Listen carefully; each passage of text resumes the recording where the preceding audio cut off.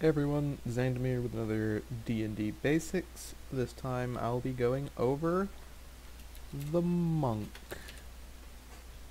So, Jen, let's start off with what the monk is, what the monk can do, generally what's their purpose going to be in party combat. The monk is a melee damage dealer for the most part.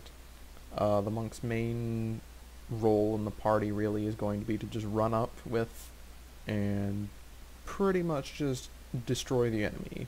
They can do that by having lots and lots of attacks. They can't use that many weapons, but whenever they make an attack, they can make an unarmed attack as one of their abilities. And they pretty much can just pump out large amounts of damage and can do fairly acrobatic things in the process, so they can be pretty fun to play. So let's get started with the race. I'll just be going with the basic Wood Elf. Wood Elves are the best if you want to min-max your character a bit. Monks mainly rely upon their Wisdom score as well as their Dexterity score. Because they can't wear armor, they add their Dexterity and their Wisdom score to make up their armor, which can make things kind of troubling if you don't have very high wisdom or dexterity. So pretty much the only way you can really go with a monk is with high dexterity and high wisdom, and as a wood elf you get +1 wisdom and +2 dexterity. Now let us go on with the stats. I'm going to be using the standard stat array like always of 15, 14, 13, 12, 10, and 8. Now, because you want just really high dexterity, I think I'll just put my 15 in dex. That will become 17. I'll put my 14 in wisdom, so that will become 15. I'll put my 13 in constitution, so he'll be pretty tough and be able to take a good number of hits at least. I'll put my 12 in charisma, say 10 in intelligence, and my 8 in strength. As a monk you don't really need very much strength. It's mostly just dexterity based attacks that you're going to be making, but you might want a higher strength value if your party is lacking someone with high strength who can deal with things like a wall that needs to be broken down or something like that. So, with these stats, the bonuses that will be given are a -1 to strength, a +3 to dexterity, a +1 to constitution, 0 for intelligence, I believe that is a +2 for wisdom. Let me make sure, yes, that's a +2. And for charisma, that is a +1. So, overall, pretty balanced stats. I think this would work quite well for any sort of monk that you'd be wanting to do.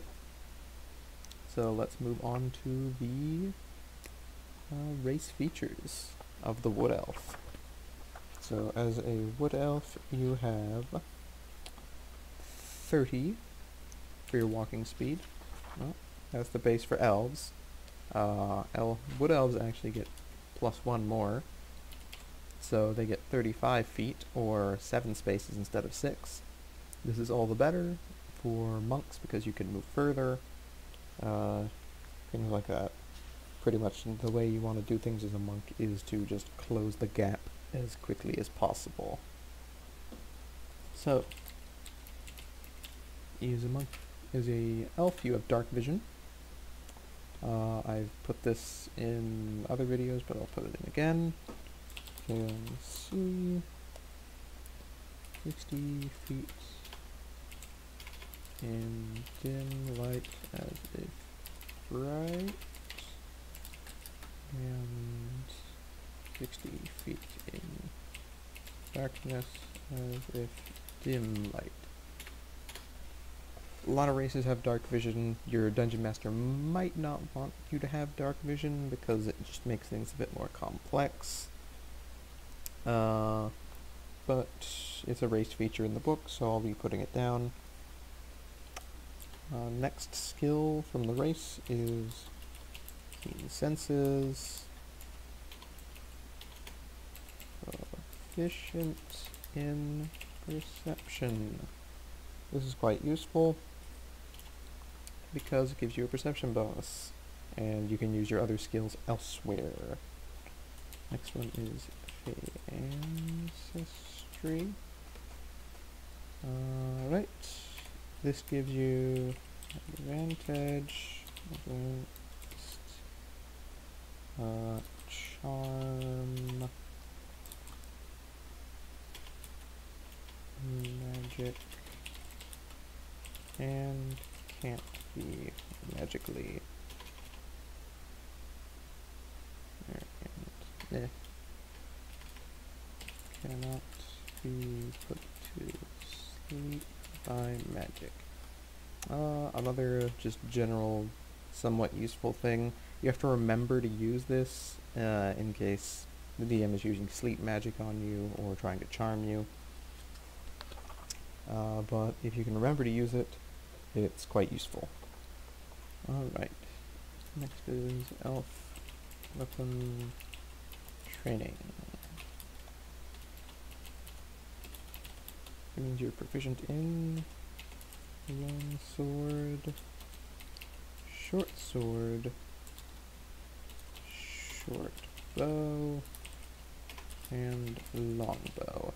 This pretty much just means that, well, monks are already proficient with a short sword. You're not going to really want to use a long sword because that's based off of your strength. But maybe you want to carry a longbow with you so you can have some range with your monk. Can be a little interesting to have for those distance battles. And the final racial feature is Mask of the Wild. Now what this does is it allows you to pretty much hide and when you're lightly obscured.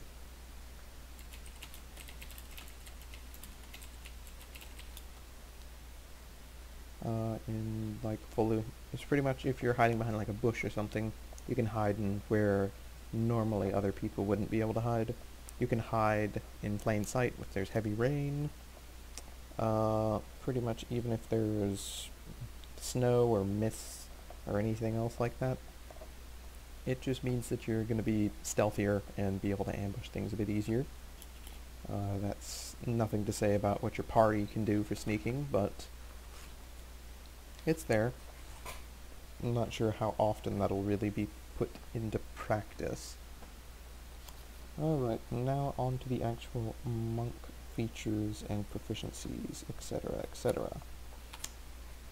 Oh yeah, also you are proficient in Common and Elvish, as a wood elf, obviously. Now let's see here, your hit die as a monk are d8s. Seeing as though we're going to be a first level monk, you will only have one d8 hit die, which you can use whenever you're taking a short rest. Let's see here, how much hit points will this have? 8 plus Constitution modifier. So 9 hit points maximum. Not a terrible starting score, but you're certainly not going to be as tough as a fighter or a barbarian. Let's move on. As a first level monk, you have Unarmed Defense. Now, this is what I was talking about earlier. This pretty much means your armor class is 10 plus Dex mod plus Wiz mod. So this means that the armor class of this monk is 10, plus the 3 for dexterity, plus the 2 for wisdom. So an armor class of 15 without armor, pretty good. I mean, it's not as good as a fighter, but it's only slightly worse than as if you were wearing chainmail, which is a good starting armor.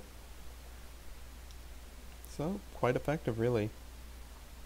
Alright, on to the next monk feature.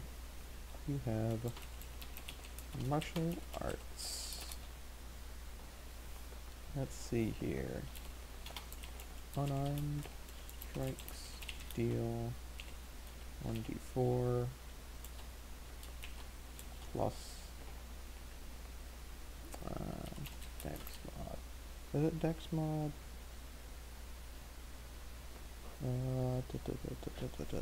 Let me read through this shortly. Yeah, you can use dexterity instead of strength for attacks on weapon rolls with unarmed and monk weapons. Yep. You can roll a d4 instead of normal unarmed strike damage. Normally, your unarmed attacks deal only your strength modifier worth of damage, but monks get a d4 plus their dex modifier. After attacking with monk weapon can make unarmed attack. Those are the two main things about the martial arts thing. Your unarmed attack, this pretty much just means you are using a club or a short sword or something, you can attack with that, and then you can strike again with your fist, or your leg, or your head or something. I don't know, be creative. It can be fun. Say you're a monk, you could probably just like use your legs, wrap it around someone's head, and like slam him onto the ground. Think creative things like that. It's always fun.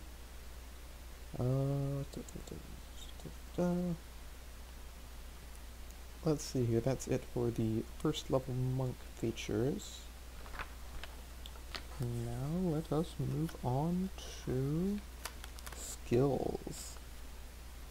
Now, we already have proficiency in perception, but let's see, for saving throws, strength and dexterity. So we get a +2 in each of those. So saving throws for strength are a +1, saving throws for dex are a +5. It's alright, it's alright. When you're proficient with something, you get a +2 in that stat whenever you make a roll for it, so that can be quite effective. Now for the skills, you can choose 2 of the following: acrobatics, athletics, history, insight, religion, and stealth. I think I'll be going with acrobatics and stealth, sure. This guy's already stealthy, so why not? He'll be able to hide more often and hide more effectively. So this will be more of an assassin monk. And I'll just be putting in the values where it actually matters. I'm putting in the +2. Alright. Let's see here. A monk. Let's move on to weapon and armor proficiencies. You have no armor proficiencies, because you have unarmored defense.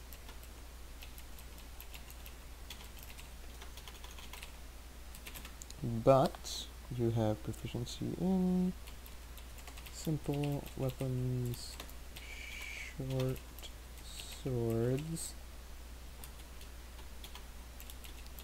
elf weapons, and the elf weapons are listed here. So you also have short bow, long bow, and long sword, in addition to these 3 things right here. And let's see here. You also have the ability to choose one type of artisan's tools or a musical instrument. So let's see, a pan flute. Let's say my character here is carrying just a pan flute around that he sometimes plays when he's bored. And let's go on to the background. This also influences what skills you have. Now, a monk, your background can be pretty much whatever you want. Your character, it could be like he decided to leave his monastery because he was being, he just didn't agree with some people. Could just be that he joined it after he led a life of crime, something like that. But I think I will go with... there's a lot of choices, but I think why not? I'll go with criminal. Let's have this character be a reformed criminal. He was captured and was sent to a monastery, something like that. Who knows? So as a criminal, you have proficiency in stealth and deception. I already have proficiency in stealth, so I'll have to reallocate that somewhere else. Athletics. Sure, why not? No, wait, actually insight. I think I'll do insight instead. So let's see here. Stealth and deception. So that goes up to a +3 for deception. Not bad. As a criminal, it also gives you proficiency with a type of gaming set and thieves' tools.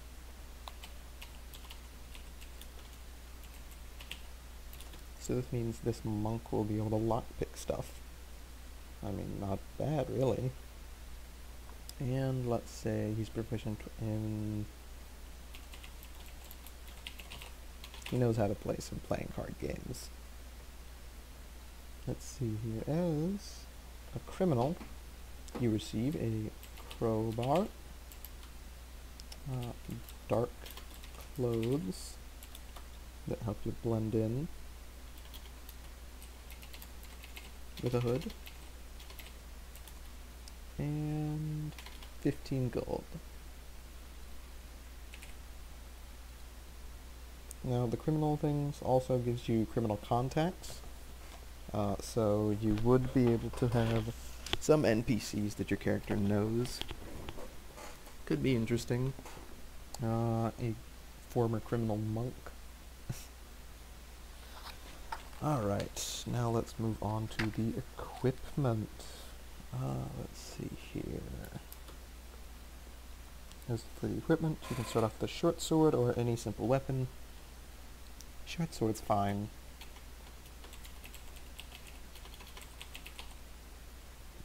And next you get a Dungeoneer's pack or an Explorer's pack. I'll go with Dungeoneer.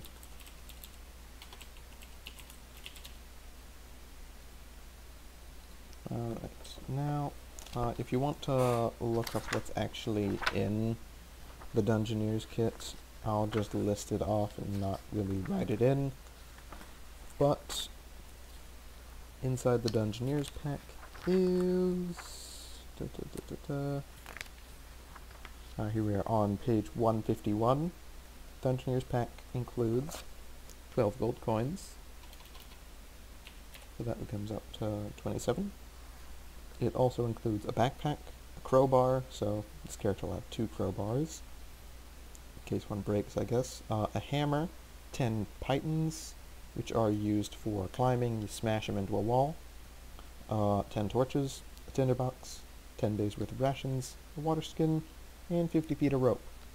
So you can also use this stuff for... this would also kind of fit into his thief background, like he knows how to like scale walls and stuff pretty well. And he can get into places with a crowbar. You're also probably going to want to go and buy some thieves' tools so you can actually properly pick locks. This is nice to have, someone with at least a criminal background, if you're not having a rogue. But, yeah. Let's see. In the starting equipment, you also have 10 darts, so you get some thrown weapons. And that's it. So, not bad really, not bad indeed. Yeah, let me go on and fill in a few more fields. The proficiency bonus is +2 because you were first level. Your initiative bonus is equal to your dexterity bonus, so that would be +3. Let's see here. And that's pretty much it for making a first level monk. If you want, you can just copy what I put on this, or you could modify it in some ways. Feel free to make your own character background, try and make something interesting. Monks can have any sort of alignment or any sort of thing. So long as it fits with some sort of monastery, you might want to work with your DM to like know what type of monasteries there are in the world. But yeah, that's pretty much it. Hope you enjoyed. Please leave a like if I helped you out. If I didn't, please leave some feedback in the comments as to what I can do better. I'm always looking to improve. Thank you and have a nice day.